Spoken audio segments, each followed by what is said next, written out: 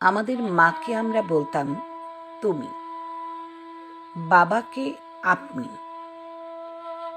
আমাদের মা গরিব প্রজার মতো দাঁড়াতো বাবার সামনে। কথা বলতে গিয়ে কখনোই কথা শেষ করে উঠতে পারত না।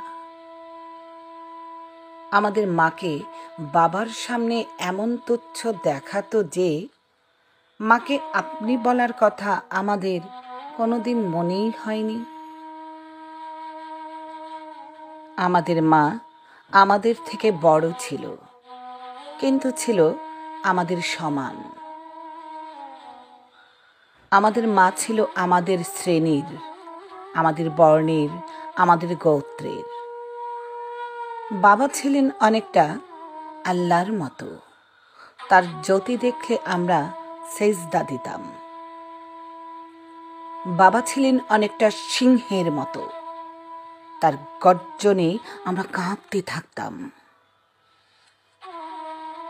বাবা ছিলেন অনেকটা আড়িয়াল বিলের প্রচণ্ড চিলের মতো, তার ছায়া দেখলে মুরগির বাচ্চার মতো আমরা মায়ের ডানার নিচে লুকিয়ে পড়তাম। ছায়া সরে গেলে আবার বের হয়ে আকাশ দেখতাম। আমাদের মা ছিল অশ্রুবিন্দু, দিন রাত টলমল করত।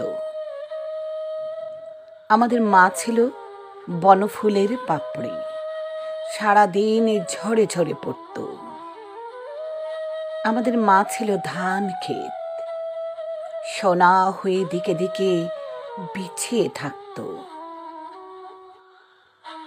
আমাদের মা ছিল দুধ ভাত, 3 বেলা আমাদের পাতে ঘন হয়ে থাকত। আমাদের মা ছিল ছোট্ট পুকুর, আমরা তাতে দিন রাত সাঁতার কাটতাম। আমাদের মার কোনো ব্যক্তিগত জীবনও ছিল কিনা আমরা জানি না। আমাদের মাকে আমি কখনো বাবার বাহুতে দেখিনি। আমি জানি না মাকে জড়িয়ে ধরে বাবা কখনো চুমু খেয়েছেন কিনা। চুমু খেলে মার ঠোঁট ওরকম শুকনো থাকতো না। আমরা ছোট ছিলাম, কিন্তু বছর বছর আমরা বড় হতে থাকি। আমাদের মা বড় ছিল, কিন্তু বছর বছর মা ছোট হতে থাকে। 6ষ্ঠ শ্রেণীতে পড়ার সময়ও আমি ভয় পেয়ে মাকে জড়িয়ে ধরতাম।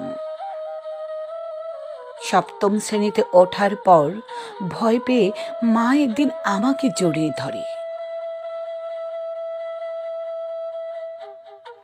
আমাদের মা দিন দিন ছোট হতে থাকে। আমাদের মা দিন দিন ভয় পেতে থাকে। আমাদের মা আর বনফুলের পাপড়ি নয়, সারাদিন ঝরে ঝরে পড়ে না। আমাদের মা আর ধান ক্ষেত নয়, সোনা হয়ে বিছিয়ে থাকে না। আমাদের মা আর দুধ ভাত নয়, আমরা আর দুধ ভাত পছন্দ করি না।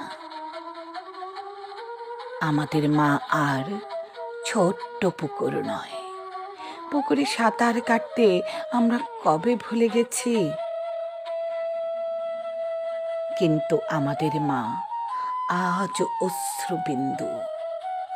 গ্রাম থেকে নগর পর্যন্ত আমাদের মা আজ টলমল করে।